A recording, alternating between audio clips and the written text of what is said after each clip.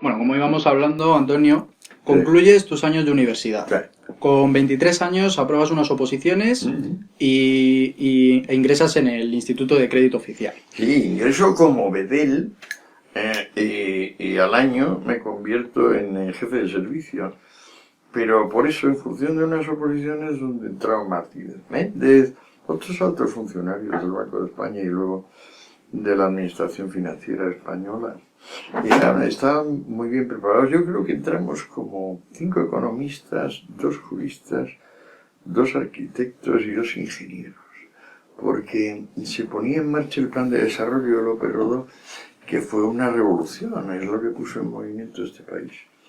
El plan de desarrollo del 58 que empezó a ponerse en práctica, realmente era tan radical que no se pudo poner en práctica más que unos 5 años después, cuando ya hubo dinero acumulado y se pudieron abrir los bancos de la banca oficial, se pudo hacer un plan de estimulación de la empresa y de la iniciativa privada, que fue decisivo en la historia de este país. Y por cierto que no lo veo muy recordado ese tramo. Ahí se produjo una acumulación efectiva de riqueza. Y de ahí, pues bueno, parte de que pudiéramos finalmente entrar en la web. Pues bueno, entonces era una cosa divertida y creativa, el ICO, dentro de lo que cabe. Lo que era un disparate era mi vida, porque a mí se me ocurrió la brillante idea de, para poder estudiar más tranquilo, no, pasarme la noche en vela. Y entonces lo que hacía era venir de instituto, comer, tirarme a dormir y despertarme 8 horas más tarde, o 7 horas más tarde. Y entonces ya empalmar toda la noche con las 7 horas y pico del instituto. Y así estuve por bastante tiempo, quizá un par de años. Yo no sé cómo lo pudo consentir mi mujer, ni mi salud, ni nada. Te da una idea de lo loco que está uno, claro. Y entonces, Antonio, en ese tiempo, ¿qué experiencia le aportó estar en el ICO? Así que te puedes imaginar. ¿Qué me aportó el ICO? No es que era una mezcla, era el ICO, la universidad persistía, yo era ayudante y ayudante en 2 facultades y encima teníamos suficiente vida intelectual como para que no llegue yo por un lado y por otro lado, pues por ejemplo Marzoa, teníamos como pequeñas escuelillas, hicimos un seminario sobre Freud, otro sobre Heidegger, o sea, había bastante vida en la universidad. Era un espacio muy diferente que el actual, porque por un lado estaba súper politizado como ahora, pero por el otro había como persistía la vocación y el entusiasmo investigador, que yo creo que derivaba de que la universidad realmente era una cosa escasa. ¿No? Y se disfrutaba como los bienes escasos, porque esa es la verdadera fuente del valor de las cosas. Y que en el momento en que dejó de ser escaso se democratizó, que es lo que le ha pasado a la universidad, pues claro, se ha desatado una crisis vocacional, tanto en el profesorado como en el alumnado. Es evidente, o sea, no tenemos ni remotamente el entusiasmo que tenían en la Baja Edad Media, lo cual es francamente gracioso. Pero revela hasta qué punto el confort se puede convertir en inmolicie y justificar la principal flaqueza humana, que es la indolencia, sin duda. Nos adentramos en la década de los 70. Escribes tu tesis doctoral titulada La conciencia infeliz, la cual molestó al tribunal encargado de examinarlo. ¿Qué reflexión le merece el rechazo de su tesis por parte del mundo académico en aquella España? Es que pasaba de todo, estábamos también tan vivos que yo me acuerdo de decirle al decano que me había planteado esto de yo me voy a cargar esta tesis porque me da la gana y yo mando y ya está, al estilo de la mili. Claro. Así era aquella España. Yo le dije, tú eres un renacuajo, o sea, tú pareces tal igual, de a mí no me vas a intimidar, hay leyes y hay cosas, no te las vas a poder saltar. El otro era subsecretario de Exteriores, un tal García Arias, y era catedrático de Internacional Público. Y bueno, finalmente me retrasaron tantos que yo seguí en aquellos tiempos, date cuenta, Yo no estaba enardecido por la mili, tenía compañeros que pensaban lo mismo que yo, leíamos a Marcuse ávidamente o a Hannah Arendt, en fin, teníamos un campete del cual hablar. Y este freno que me puso la universidad, yo al principio me pareció que venía de una cosa puramente personal, este tío conmigo. Pero luego me di cuenta que no. O sea, que yo representaba la universidad antigua. En la nueva era un cuerpo extraño y sobraba, aunque fuera jovencísimo. Y fuera el primer año de prácticas, ya sobraba. Era una actitud demasiado clásica, demasiado antigua para lo que estaba empezando a pasar, yo creo. Y bueno, luego hemos ido con esto. Pero claro, yo cada vez tomándomelo más como un punto de autoafirmación. Y pues la institución, lógicamente, siguiendo el pie forzado de sus propios actos, ¿no? Si hemos decidido FU, pues seguimos con FU, punto, y ya está. Y eso ha venido pasando con lo mío. Y yo creo que ha venido bien. A mí me ha picado. Y entonces al picarme, pues he producido las críticas posibles al estado de cosas. Y yo creo que esas críticas mejoran el estado de cosas, aunque sea un granito de arena en una enorme playa.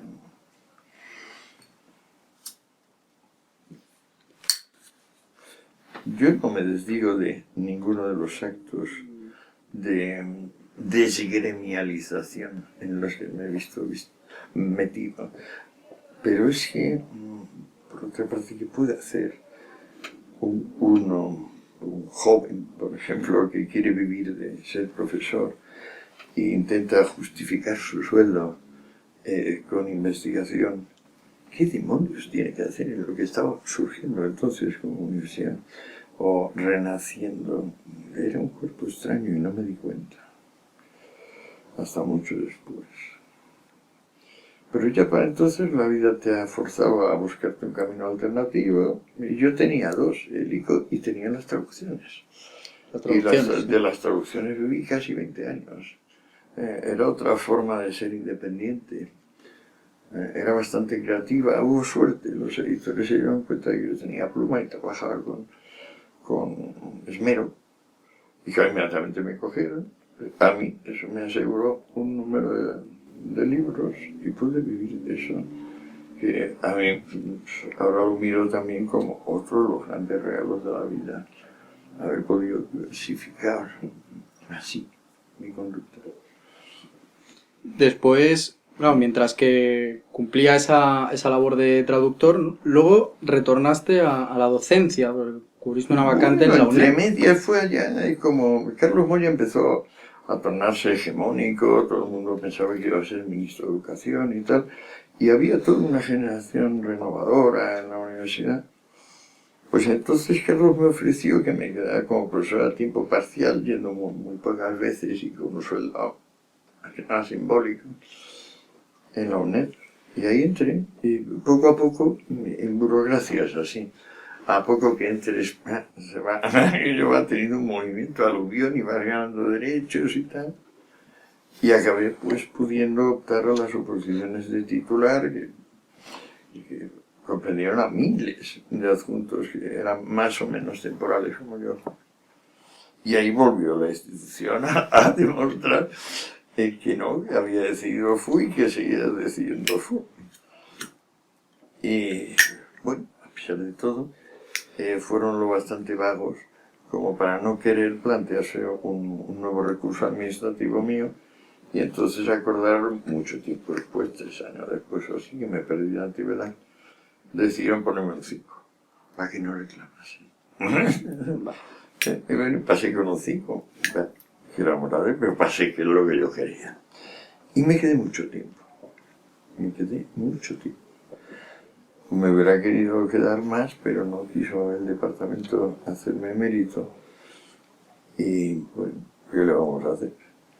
O sea que también ha sido como oveja negra por parte del sistema. Hasta el final, sin alteración alguna, hasta el último acto, tan contra ti.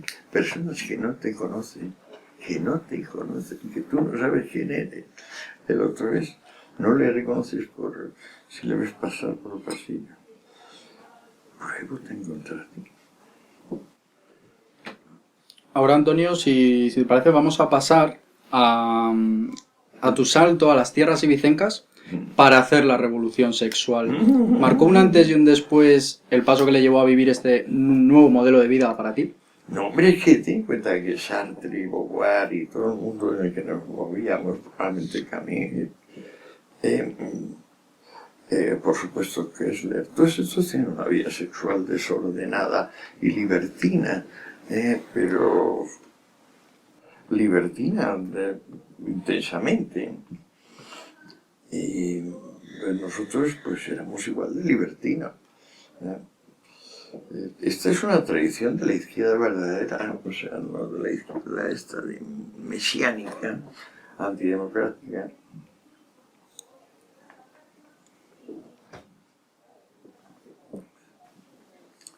Entonces, no había revolución en Ibiza que no se hubiera emprendido ya en Madrid, y también en París y en Londres, y eso estaba en el ambiente.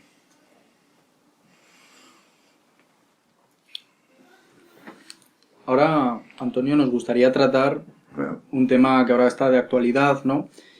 Que es el tema del papel de la mujer. Tú escribiste... Bueno, y pensé mucho en las tías. Ahora te lo explico, intento explicarme. Al caer aquí en la meseta nacional católica, lo peor de todo, no lo hemos mencionado, era la represión sexual. La censura era extremadamente severa y eficaz. De modo consiguieron que yo no perdiera la virginidad hasta los 24 con una horrible prostituta en la calle de la Ballesta. Sabía que que me gustaban las mujeres y que tenía suficiente salud como para, bueno, pensar que podía acostarme con bastantes. Chico, que no había manera. No había manera. Hasta que ya de repente hubo manera. Así fue la cosa. Hubo manera. Bueno, si le preguntas a Fernando, te dirá que por aquella época follar era muy fácil. Muy fácil, muy fácil. Era que sí, es que yo creo que la libido circulante era muy superior, pero bastante. Pues como íbamos hablando, Antonio, ¿Sí? tú haces un estudio sobre todo en tu obra Historias de Familia y pues, en Rameras y Esposas, sobre el papel de la mujer que tiene desde la antigüedad. Entonces, te queríamos preguntar si el papel de la mujer actualmente ha evolucionado o por el contrario ha involucionado con respecto a la antigüedad. Pues mira, yo creo que la gran parte de las feministas, yo me considero feminista, gran parte del feminismo es racional y que por tanto no tira piedras contra su tejado y no es involucionista. Esto, la parte protestona que se ve ahora, tú y tal, esto me parece una pequeña proporción del feminismo. Y quizá no se han dado o no se quieren dar bien cuenta de qué relación tiene lo que ellas piden de igualdad de la mujer con una propuesta teórica de tipo político, que viene a decir que, bueno, la propiedad privada es un robo y que el comercio no debe seguir en manos privadas. Y bueno, a mí me parece que es muy tributaria esta postura de yo quiero la igualdad, pues no, yo lo que quiero es decirle al sistema que no está bien puesto, que hay que cambiar el sistema y que parece que llaman heteropatriarcado capitalista. Creo que esto es el concepto de heteropatriarcado capitalista. Neologismos que se crean Quieren ahora. cambiar eso. Y claro, una cosa es una petición que se hace en nombre de un género de la humanidad, hay dos. Y otra cosa es una propuesta de cambio político que afecta date cuenta, no solo al género masculino, afecta probablemente al 95% del femenino. Es decir, el 95% de las mujeres, a mi juicio, no están nada preocupadas por el heteropatriarcado capitalista. Parece que es lo que menos les puede importar o interesar. Ahora hay personas que de repente en cierto momento tienen más entusiasmo, acceden a los medios llamados de comunicación, que más bien se podría llamar de indoctrinación de masas, y bueno, pues se les nota más. Ahora, yo creo que ha sido un gran éxito la manifestación esta del otro día, porque demuestra como la vigencia de la agitprop, que llamaban soviético, demuestra cómo puedes mezclar cosas que en principio no son lo mismo, pero como que hagan parecer lo mismo y que resuene mucho y que tenga un gran peso en la opinión. Lo malo de eso, claro, la propaganda es como el reflejo condicionado, que tienes que estar renovándola. O sea, eso hay que seguir diciéndolo y eso sale caro, cuesta mucho dinero, mucho esfuerzo. La ventaja, la verdad, es eso, que no necesita tener un servicio continuo de reaseguramiento de que lo que has dicho es lo que hay que decir y que... Hombre, yo creo que ha habido varios avances respecto al papel que tenía la mujer hace, ¿cuánto? 20, 30, 40, yo creo 50 que años. las tías están encantadas de lo que ha ido pasando. Creo que la mayor parte de las mujeres así sanas y satisfechas consigo mismas están encantadas con lo que ha pasado en los últimos 100 años. En realidad empezaron pasando cosas muy raras, pero es que, como la señora Pankhurst y sus hijas, o sea, son los primeros sufragistas, si luego te vas al detalle, son unas tías, son 3 tías y son a cual más rara. Pero, claro, es que el problema de lo que se puede llamar guerra de los sexos, eso es antiquísimo. Y cuanto más humor le pongamos, mejor. O sea, pero hay como 2 grandes paradigmas que producen terror. Por una parte, el padre que se come a los hijos, pero por otra, pues ¿de qué viene eso? Es una fantasía que viene de otra más antigua y más aterradora. La madre que se alía con un hijo para casar al padre y hacerse con el poder. Y luego lo puedes pesar la mantis religiosa igual, o la reina de las abejas, o el termitero, de cualquier tipo de hembra que tenga 10 veces más tamaño o 5 veces más tamaño que un macho. En esos casos suele haber problemas. O sea, suele ser casi automático que la eyaculación y la decapitación coincidan. Bueno, Antonio, para concluir con tu etapa y siguiendo este eje cronológico que hemos planteado, fundaste en Ibiza la discoteca Amnesia. Y en los 80 fuiste condenado a prisión. ¿Cómo recuerdas en general esa etapa en Ibiza? Bueno, eso lo tienes en Cáñamo, digamos el relato de cómo acabé con los huesos en la cárcel, muy detallado, en 6 u 8 capítulos, en la revista Cáñamo. Pero bueno, acabaré poniéndolo también más a disposición de los lectores, no sé cómo, eso dependerá de Jorge. Porque no está mal, ya que lo he escrito, pues bueno, tengo un poco más de difusión que los tíos que leen una revista sobre Cáñamo, una de esas monográficas llamada Cáñamo. Para no repetirme, que es lo que siempre me molesta, sobre Amnesia y la cárcel, pues mira, es todo un complejo. Hay que recordar que yo llegué a Ibiza, por supuesto, para seguir con la revolución sexual, continuar con la revolución, tomar una playa importante para la revolución sexual, pero sobre todo servir a la causa de la fraternidad del amor eterno, que era el grupo aquel de surfistas cachondos, que en aquel momento me emocionó y me pareció cachondo.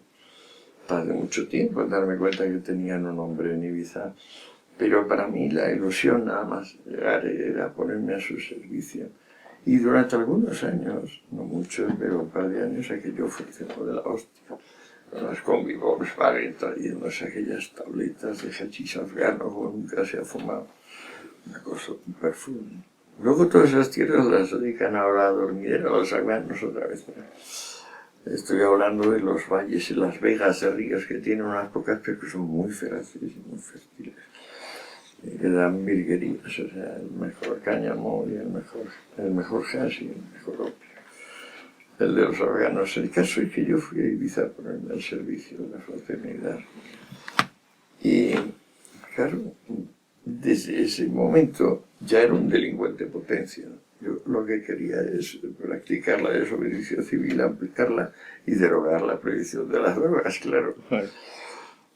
Pero me parecía que el instrumento más adecuado era la fraternidad, porque era un grupo de chicachondos perdidos, rodeados de señoritas encantadoras, cachotas perdidas, pero además bastante cultos, y que además éramos genios, convirtiendo la marihuana en negocio para hacer ácido y repartirlo. Luego, la mafia hippie, como la llamaban californiana, fue procesada. Yo fui procesado por todo lo más normal que le puedo imaginar. Lo que pasa es que las peripecias intermedias ya las dicta la suerte, ¿no? Y eso resultó que, por ejemplo, el episodio de Amnesia, yo no me imaginaba nunca ser promotor de lugar de esparcimiento, en lo que me convertí inmediatamente cuando conseguimos el permiso de Amnesia, que obligatoriamente era permiso de discoteca, y que una cosa que se repartía como si fuese un don de Dios, ¿eh? Pero lo conseguimos con relativa facilidad a través de que Sáenz de Heredia, mi socio, era compañero de carrera del gobernador civil, compañero de carrera y pariente del gobernador civil en Palma de Mallorca. Y claro, esto fue totalmente decisivo. El señor firmó un papel donde yo podría abrir un lugar de esparcimiento en Ibiza, una disco, y claro, eso ya era un dineral. Eso era el negocio. Luego paso apareció inmediatamente la señora esta Fuentisla, que me he enterado que pertenece a una generación inmediatamente anterior a la mía en Ibiza, de la que no quedaba nadie cuando yo llegué, cuyo principal personaje era Rafael Azcona, un hombre del que se habla poco, pero que es bastante influyente en la vida de España.